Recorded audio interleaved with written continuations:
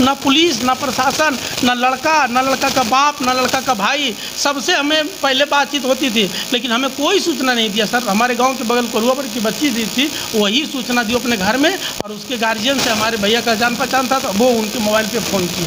नमस्कार, आप देख रहे हैं मघी आवाज़। मैं चंदन कुमार। अभी मैं इस वक्त नवादा जिले के कौआकोल प्रखंड के कौआकोल थाना क्षेत्र स्थित जोरावरडीह गांव पहुंचा हूं, जहां बीते 10 अगस्त की रात एक बच्ची की निर्मम तरह से हत्या कर दी जाती है, और अभी तक पुलिस प्रशासन मौन बने बैठी हुई है। ना किसी की गिरफ्तारी हुई है, ना अभी तक कोई कार्रवाई हुई। आखिर रीज़न क्या है?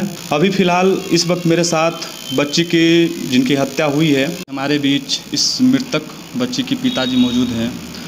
आइए इस घटना के बारे में मृतिका के पिताजी से पूछते हैं, जानकारी लेते हैं कि क्या उस दिन घटना घटी थी। चाचा, सबसे पहले आप अपना नाम बताइएगा।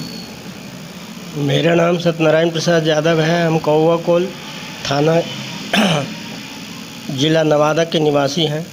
आप जब आपकी बच्ची की जब हत्या कर दी जाती है, उनके मतलब बच्ची के ससुराल में, आप जब उस जगह पहुंचे तो क्या देखे थे? हम तो देखे कि हम यहाँ से गए तो हॉस्पिटल में थी, माने पोस्टमार्टम कमरा में सुलाई हुई थी। उसके बाद हम लोग को तो जाने के लिए अंदर नहीं दे रहा था। हम उस पर गर्म भी हुए तब जाने के लिए दिया। पुलिस प्रशासन नहीं जाने के लिए दे रहा था? नहीं जाने के लिए दे रहा था। ऐसा क्यों? ऐसा क्यों पता नहीं क्या था। उसके बाद हम ज़बरदस्ती गए भी, देखे तो मृत पड़ा हुआ है। हम क्या कहें, हम लोग को तो होश बेहोश हो गए देख करके। हमारी कोई माने अथी करने की थी ताकत नहीं रहा। हमारे बाल बच्चों परिवार लोग गए था, वही थाना और पुलिस के पास गया, सारा काम किया। हम तो कुछ कर नहीं सके, हम तो बेहोशी अवस्था में थे।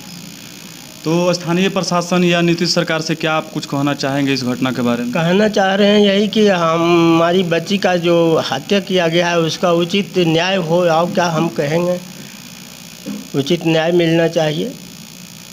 आरोपियों को जेल के पीछे पहुंचाना चाहिए। हाँ, उसको आरोपी जो है उन्हें गिरफ्तार कर जेल भेजा जाए।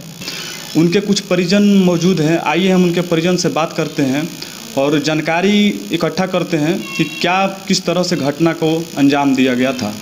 2 जून 2017 को हमारी बहन की शादी हुई थी, और उस समय लड़का बरियरी ब्लॉक में ATM पद पर थे, और उसके कुछ दिन के बाद सर उनका परमानेंट हो गया। परमानेंट जब हो गया तो दहेज के लिए हमारी बहन को प्रताड़ना करने लगे, 4 व्हीलर की डिमांड करने लगे कि अभी हम रहते थे इतना तिलक लेते और हमें 4 व्हीलर मिलता, इसके लिए वो प्रताड़ना करने लगे। बीच में ऐसा हुआ एक बार कि हमारी बहन को मारपीट भी किए।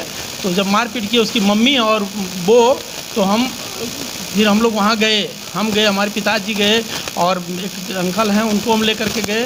तो बोले कि गाड़ी हमको चाहिए, तो हम लोग उसको मना करके 1.5 लाख रुपया 3-4 महीना के बाद हम उसी टाइम में बोले कि 2 महीना रुक जाइए, हम आपको पैसा गाड़ी का देंगे। तो 2-3 महीने के बाद हम उनको पैसा दिया 1.5 लाख रुपया कि चलिए आप गाड़ी खरीद लीजिएगा। उसके बाद वो लोग मिला जुला करके ठीक ठाक से रहने लगे।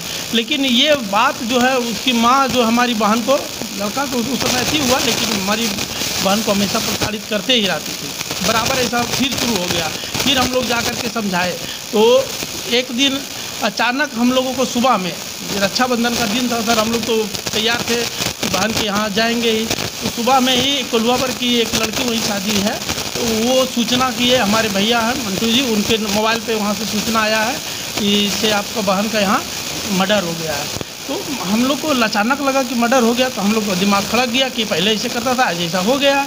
तो हम लोग तुरंत यहाँ से निकले।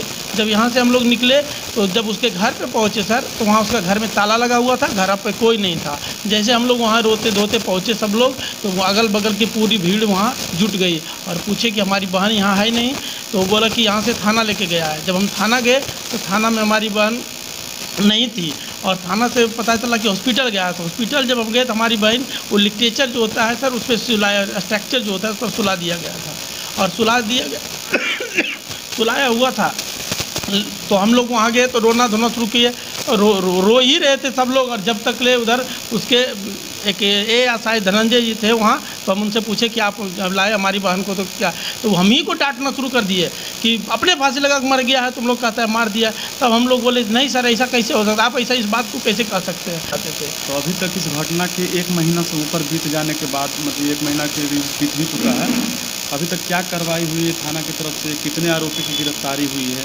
नहीं सर, एक भी आरोपी की गिरफ्तारी नहीं हुई है। थाना की तरफ जब भी हम लोग जाते हैं, हम लोग को कहते हैं मेरा मामला है, हम ऐसा कर लेंगे, आप इसको क्यों परेशान होते हैं, हम इसको पकड़ लेंगे। और लेकिन एक दिन भी ऐसा नहीं हुआ कि वो हमको लगता है जाता है या नहीं जाता है सर, ये हमको भी नहीं पता चलता है। और हम ही लोग को उल्टा डांट देते हैं कि कितना केस तुम लड़ा है, हम तो ऐसा का ढेर तो देखे हैं। इस तरह से हमको आयो जो है सर इस तरह से बोलता है कि हमको लगता है कि पुराना वो दुश्मनी हमसे साध रहा है, जबकि हम कभी जब भी जाते हैं तो उनसे कहते हैं सर उनको अरेस्ट कीजिए, हमारे एक ही अति है सर कि जो गलती किया है उसको सजा आप दिलवाइए।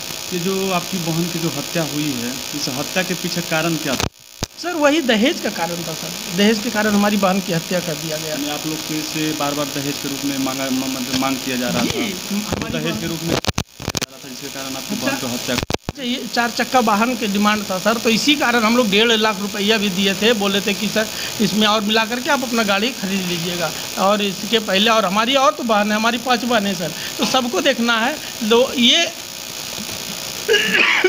एक ही बहन मेरे पास नहीं ना कि सब कुछ इसी को दे, तो हम लोग 1.5 लाख रुपया दे करके उनको समझाया गया था, बुझाया गया था, और ये लोग प्री प्लान बना लिया सर।